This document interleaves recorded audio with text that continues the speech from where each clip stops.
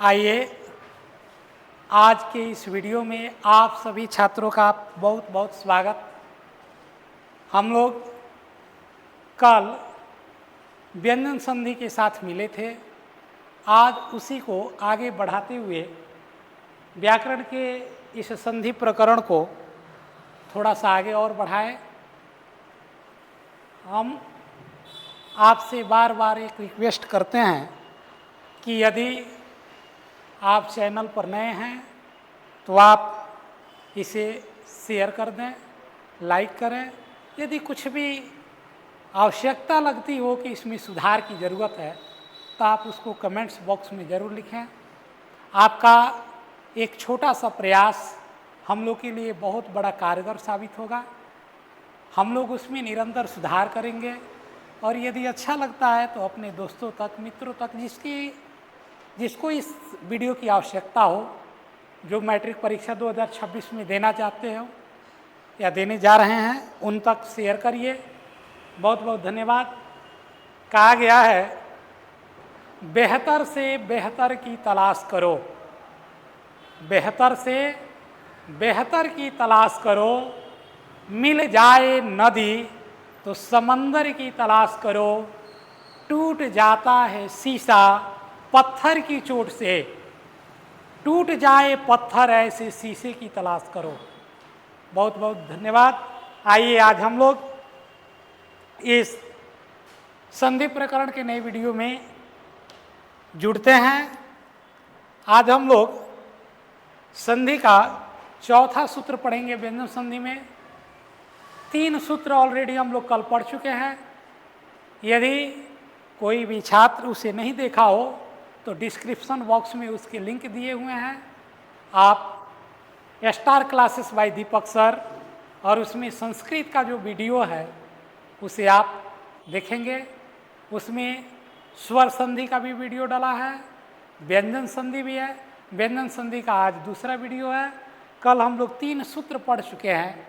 पहला सूत्र पढ़े थे झलाम जशवंते, दूसरा पढ़े थे तोरली और तीसरा पढ़े थे मूनुस्वारः। ये तीनों सूत्र कल हम लोग पढ़ चुके हैं।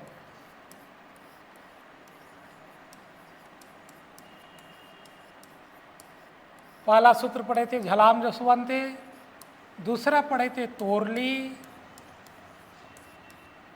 और तीसरा सूत्र हम लोग कल पढ़े थे मूनुस्वारः।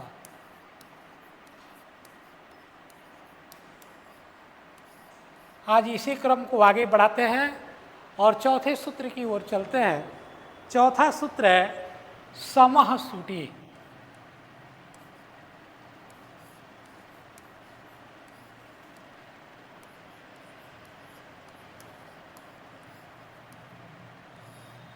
ये सूत्र कहता है कि यदि सम उपसर्ग के बाद क्री धातु से बना हुआ कोई भी शब्द आ जाए तो सम उपसर्ग के म का अनुस्वार हो जाता है और दंत्य स हलंत का आगमन हो जाता है। आइए हम लोग इस सूत्र को देखें।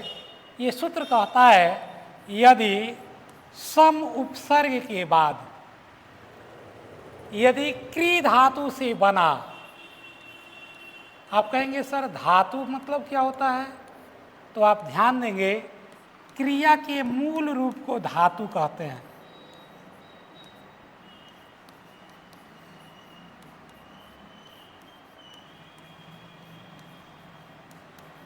क्रिया के मूल रूप को धातु कहते हैं। आप साइंस की भाषा में भले ही धातु और अधातु पढ़ते हैं, परंतु संस्कृत की भाषा में यदि बात करें तो धातु को हम लोग क्रिया कहते हैं। जैसे गम, पठ, हंस, लिख, ये सब क्या है? ये सब धातुएं हैं।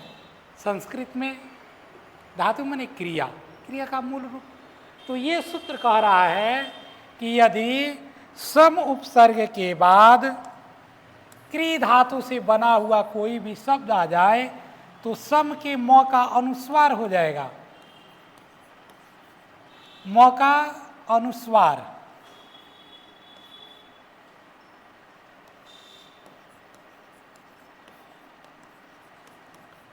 और सुट प्रत्यय का आगमन यानी स्व का आगमन हो जाता है। उदाहरण हम लोग देखते हैं, जैसे श्रम जोड़ क्रीतः, श्रम धन क्रीतः। यहाँ हम देखते हैं कि सम एक उपसर्ग है, इसके बाद क्री धातु से बना हुआ एक शब्द क्रीतः आ गया। क्री शब्द में जब कत प्रत्यय करते हैं तो क्रीतः बन जाता है। तो सम में सम उपसर्ग के बाद क्री धातु से बना कोई शब्द आ जाए तो म का अनुस्वार हो जाएगा, यानी म अनुस्वार में बदल जाएगा। और जो म अनुस्वार होगा इसके जगह पर दंत स हलंत का आगमन हो जाएगा और कृतः शब्द जैसा है उस तरह लिख देंगे, बन जाएगा संस्कृतः। सम धन कृतः संस्कृतः। देखते हैं हम लोग पुनः इसके एक दूसरे उदाहरण को। समधन कारः,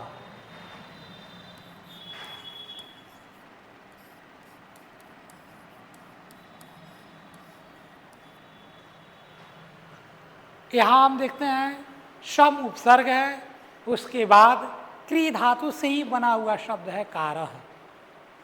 तब यहाँ पर हम क्या करेंगे, म का अनुस्वार करेंगे और म हलंत का जो स्थान खाली होगा वहाँ श हलंत का आगमन कर देंगे, शुट का आगमन हो जाएगा और उत्तरवर्ती शब्द कारः को मिला देंगे, नया शब्द बन जाएगा संस्कारः। यदि दूसरे एक एग्जाम्पल की बात करें तो सम जोड़ कृति है, सम उपसर्ग है, इसके बाद क्री धातु से बना हुआ शब्द कृति आया।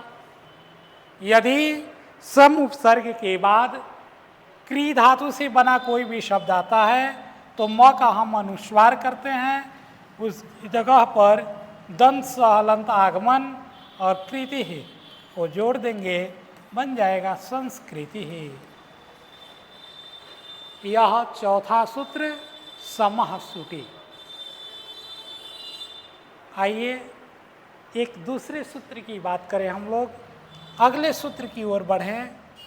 तो अगला सूत्र पांचवा होता है छे चौ।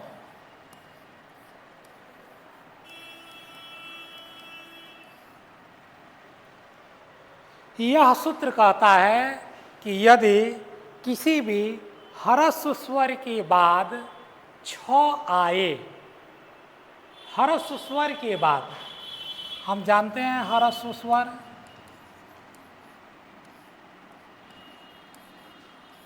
यदि ह्रस्व स्वर के बाद छ आ जाए तो छ के पहले च हलंत हो जाएगा। ध्यान देंगे, यदि ह्रस्व स्वर के बाद छ आता है तो छ के पहले च हलंत का आगमन हो जाता है। उदाहरण से हम समझते हैं, अनुधन छेदः।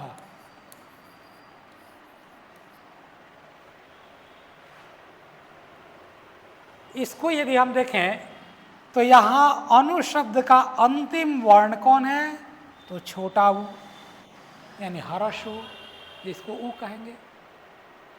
यदि इसके बाद देखें तो उत्तरवर्ती शब्द का पहला अक्षर है छ। तो ये सूत्र कह रहा है कि यदि ह्रस्व स्वर के बाद, देखिए ह्रस्व स्वर है, छ आ जाए तो छ है, तब क्या करेंगे, छ के पहले च लगा देंगे इसके पहले, तो क्या होगा अ नु, छ के पहले च लगा देंगे और छेदः लिख देंगे, बन जाएगा अनुच्छेदः। एक दूसरे उदाहरण की बात करें तो वि धन छेदः, छेदः कर्तनी इति अलग करने के अर्थ में छिद धातु का प्रयोग होता है। यहाँ हम देखते हैं कि वी का अंतिम वर्ण ई है, यानी ह्रस्व ई, इसके बाद छ आया है, तो क्या करेंगे, छ के पहले च हलंत का आगमन कर देंगे और ये बन जाएगा वी, छ के पहले च लगा देंगे, छेदः लिख देंगे, विच्छेदः। हम लोग जो कहते हैं संधि विच्छेद, तो विच्छेद का भी विच्छेद होता है, वि जोड़ छेदः। एक दूसरे उदाहरण की बात करें तो परिजोड़ छेदः, एक उदाहरण यहाँ हम लोग देख लिए, दूसरा एग्जाम्पल यहाँ देख लिए, तीसरे एग्जाम्पल की बात करें, तीसरे उदाहरण की बात करें तो परिधन छेदः। इसको आप अपने से बनाने का प्रयास करेंगे, परिजोड़ छेदः परिच्छेदः। यदि समझ में नहीं आता है तो कमेंट्स बॉक्स में लिखिएगा। इसी तरह के बहुत से उदाहरण हैं। आइए यदि हम लोग अगले सूत्र की बात करें, 6 नंबर सूत्र की, तो 6 नंबर सूत्र है, बहुत इंपॉर्टेंट सूत्र है, अस्तोश्चुनाश्युः।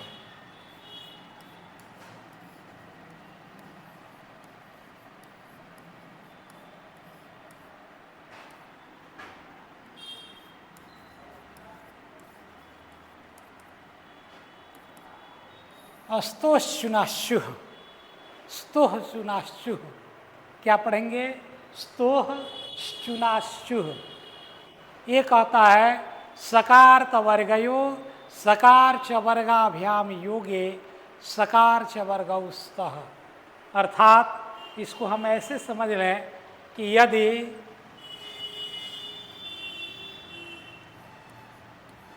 दंत स हलंत के बाद तालव्य स हलंत आए तो दंत स हलंत के स्थान पर तालव्य स हलंत हो जाता है। पुनः एक बार इस सूत्र को समझते हैं हम लोग। यदि दंत स हलंत के बाद तालव्य स आ जाए तो दंत स के स्थान पर तालव्य स आदेश हो जाता है। जैसे रामस धन सेते,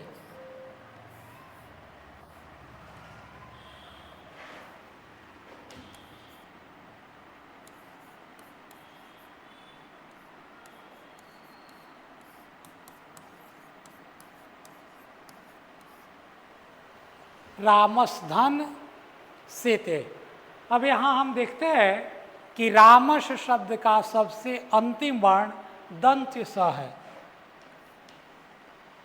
उत्तरवर्ती शब्द का पहला यदि अक्षर देखे, वर्ण देखे, तो वो तालव्य स है।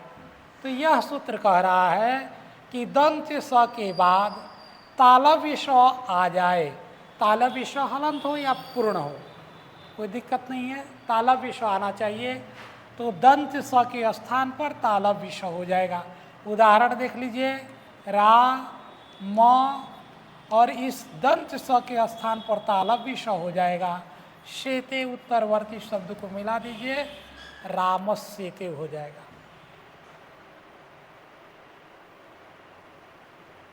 एक दूसरा एग्जाम्पल इसी के, दूसरा सूत्र इसका कहता है कि यदि तो वर्ग के बाद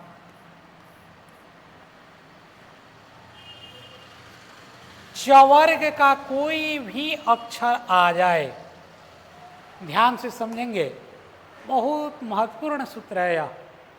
यदि तवर्ग के बाद चवर्ग का कोई भी अक्षर आ जाए तो तवर्ग के स्थान पर चवर्ग का वही अक्षर हो जाएगा।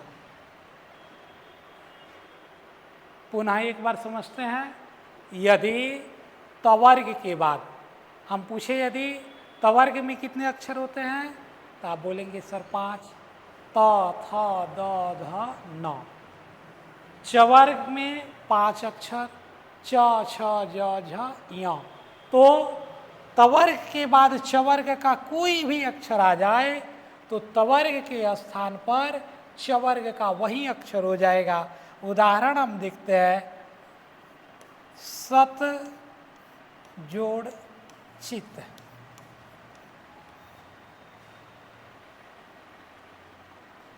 सत धन जनः। दोनों उदाहरण पर गौर करेंगे हम लोग। दोनों में देखते हैं, पहले उदाहरण में तवर्ग का पहला अक्षर त है, उसके बाद उत्तरवर्ती शब्द, बाद वाले शब्द में उत्तरवर्ती का अर्थ होता है बाद वाला। शब्द कहिएगा तो पूरा शब्द, उत्तरवर्ती वर्ण कहिएगा, अक्षर कहिएगा तो एक अक्षर का बोध होगा। तो उत्तरवर्ती शब्द है चित, इसका पहला अक्षर है च। आप कहेंगे कि सर इसमें छोटी ई भी दिख रही है, तो ध्यान देंगे किसी भी व्यंजन वर्ण में पहले व्यंजन होता है, उसके बाद स्वर होता है।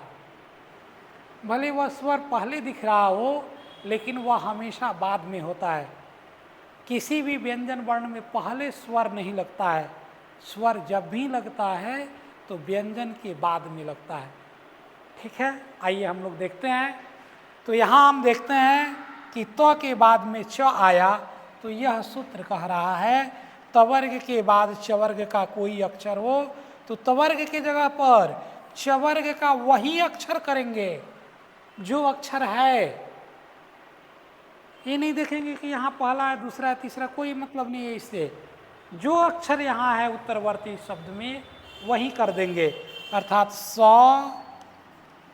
त की जगह पर च करेंगे, और यह च पहले से है। हरस्वी है तो अब हरस्वी को यहाँ से लगा देंगे, सच्चित बन जाएगा।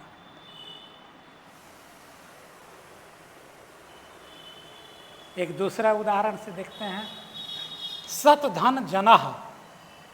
अब इस उदाहरण में देखिए, पहले शब्द का अंतिम अक्षर है त, दूसरे शब्द का पहला अक्षर है ज। तवर्ग के बाद चवर्ग का कोई भी अक्षर आ जाए तो तवर्ग के स्थान पर चवर्ग का वही अक्षर करेंगे। तो त के जगह पर ज कर देंगे। तो स त व्यंजन है, हलंत है, तो ज भी हलंत होगा आधा। जनः बन जाएगा सज्जनः।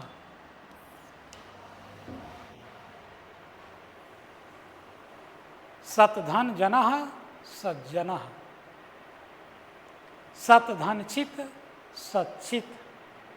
यदि कोई समस्या हो, समझ में नहीं आई बात, तो आप उसे कमेंट्स में लिखेंगे। आगे हम लोग पढ़ते हैं। एक उदाहरण आप लोग के लिए देते हैं, आप इसे अपने से बनाने का प्रयास करेंगे। उत्धान ज्वालः।